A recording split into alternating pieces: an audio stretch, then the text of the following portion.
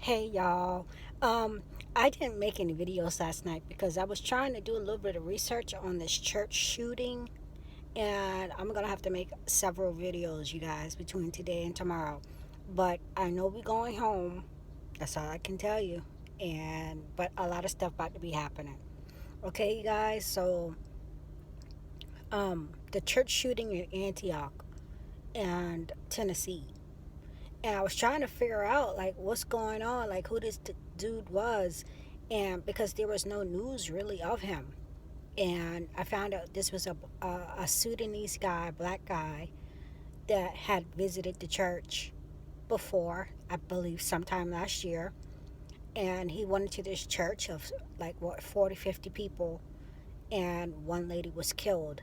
Um, I heard a report that one lady was killed outside, and then others were injured, like six or seven injured inside the church on a Sunday morning. And of course, it made me think of the Charleston 9 shooting. Dylan Roof did the same thing. He had that night that he shot those people during Bible study. That wasn't the first time that he was there. If I'm not mistaken, he was there one time before, or maybe even two times before. He traveled all the way down here, and he picked that church specifically. Um, because of the AME. He did that shooting on the anniversary, I believe, of the revolt of the two co-founders of that church that established that church. They were freed. One was freed slaves, and one was from Philadelphia, if I'm not mistaken. So this was plotted and planned by Dylan Roof. Um, to me, it doesn't matter black versus white. Yeah, we know Dylan Roof did this crime as a hate crime, um, but when it comes to Christians being killed in church, it's just pure evil. And and it was just the opposite. Black guy killed uh, these what he killed one white lady and seven others were injured. But apparently, just like both churches, they welcome every race in. The church downtown was, they welcome every race in. And also, this shooting took place at Antioch, Tennessee, and Charleston is called the Holy City. So I was just trying to put some things together, piece it together. Um, I was downtown that day. I was at my friend's Cooper's house. If you know Cooper, he used to be on the show The Southern Charm. I was at his house that day, and later on that night, he had called me because he had just heard about the shooting. It's not too far from his house, and he called me, and he was all distraught. He was like asking me because the Reverend Clemente Pinckney was one of the people that got shot, and he was asking me if we were related. And he was just saying how there was a whole bunch of people out there like trying to find this guy, trying to see if this guy Dylan Roof had been anywhere around. Apparently, he had already driven back home. People were looking for him because downtown Charleston, you usually ride your bike or you walking, and not knowing that he wasn't a local resident. So, I've seen like videos of people trying to debunk that, but people need to realize that that wasn't his first visit. Saying that he didn't have on the same clothes when he walked in the church and out the church, blah blah blah blah blah. That wasn't his first time there. So there was that took place on a Wednesday. Of course, Sunday services was what 5 days later, and there was such a heaviness in the city. You could just feel it, just somber, and it just so anyway. I was working. I had a client down there, and I was going to see him 2 or 3 times a week, like literally like an eighth of a mile from the church, but I couldn't bring myself to go there. And every day when I was down there after the shooting, of course they had it blocked off, police stations, people going. I just couldn't, you guys. It was just too much at the time. And our minister of music actually did one of the solos, was he played a great role in one of the services for one of the members that was shot. They had different services on different days for each, member that was shot and killed. And it's just too much. So anyway, this guy came, I can't remember how long after, but a copycat came to our church, you guys. And that day, and apparently this was his second time there. I wasn't there the first time he went, but I found this out later. He came to the church. He had the same bowl haircut as Dylan Roof. He had on a sweatshirt and some shorts, like really kind of like grungy looking shorts, khaki shorts, and some flip flops. And that day that he came, that I was there, um, it was a busy. It was a packed house because we had baby dedication, and I believe it was like first Sunday or something, like communion Sunday. So all the pews were filled, and the only place he had to sit was at the very front.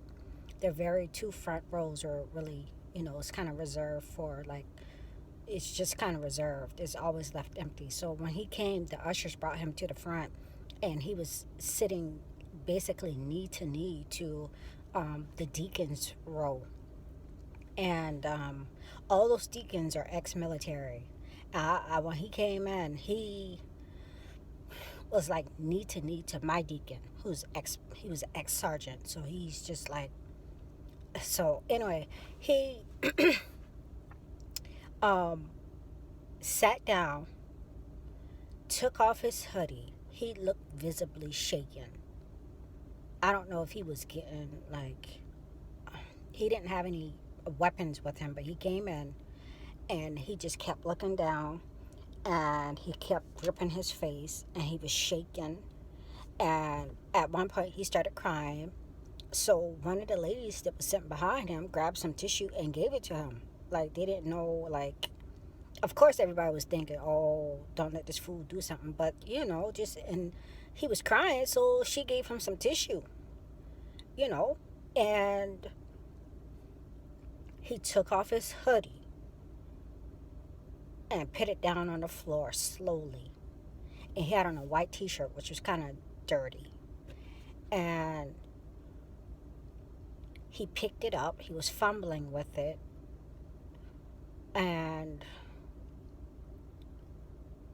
he just was acting very strange. He slowly picked up the hoodie, and then he walked outside. And then when he was all the way out the service, the drummer, which is my deacon's son, and a couple other guys came off the choir, and a couple other guys went through the back to make sure, I guess, that he didn't come back in. They went through the back hallway to make sure that he was off the premises. I never asked what happened, what they did to him. Maybe they just wanted to make sure he didn't come back.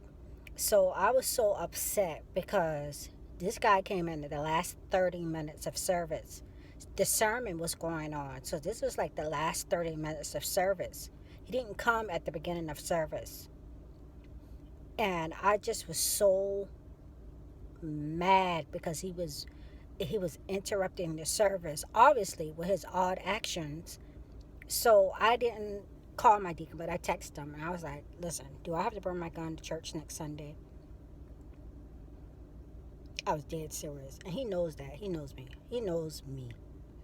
And which I was considering it.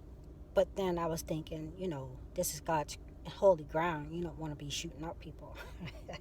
But I was going to bring my gun. So he said, I had my eye on him the whole time, which I knew he was. He did. He could see him out his peripheral vision. He's sitting right next to him, knee to knee, if you will. And I was so upset, you guys. I couldn't really speak. I was just so angered because he had the same haircut as Dylan Roof, and I think his intentions were good. But whatever he had planned on, he was deterred. I didn't see that he had any weapons. It didn't look like as if he was concealing any weapons, like a knife or anything. But I was just so upset. And so later on that day on Facebook, the drummer, my deacon's son, they had already, he had brought his gun that day. Apparently, I didn't know that. And Long story short, we have beefed up our security. We've got security cameras. We got the biggest, the heavier set dude at the deacon, not dude, one of our deacons. He's one of the heavier sets, and we got a couple of him and a couple bigger guys, bouncers, if you will, um, to bounce whoever may try some foolishness. You know, we spent a lot of money on our security system, just trying to beef it up so that people can talk to each other. You know, they got radios and got your little earpieces, whatever. And it's just sad that this is the time that we're living in. And I'm just, the root of it is evil, demonic spirits. It has to be somebody, it has to take somebody evil to do something like that, you guys. And I think that's what we're facing. It's not getting any better. Things are not getting any better. Evil is increasing, and we don't wrestle against flesh and blood. So I just wanted to share that with you guys. Um, we even just spent a little bit more money on our security just a couple Saturdays ago, Sundays ago. So I just was so angry because we had babies and women. The house was packed. We got a lot of men in our church too. Um, but I'm thankful that nothing went down, and it is a very scary thing. So I can't imagine how those people felt having been injured. And it's sad that we have to, but people all over the country, they have to worship in secret, and they're in fear from their own governments. You know what I'm saying? So we're able to worship freely. Ain't no excuse for us turning our back on God, but we're in the 40 days of repentance, and those 40 days are ending soon. So I just pray that those who don't know Jesus Christ as their Lord and Savior get on the right side, get in the ark of safety while you can, because Babylon is going to be judged. And I want to talk about Jeremiah 51, that angelic visitation that I have, because it's time, you guys. I went back and watched it. It's time. Okay, you guys, God bless y'all. Just wanted to share that with y'all. And I'll come back and make a few videos, okay?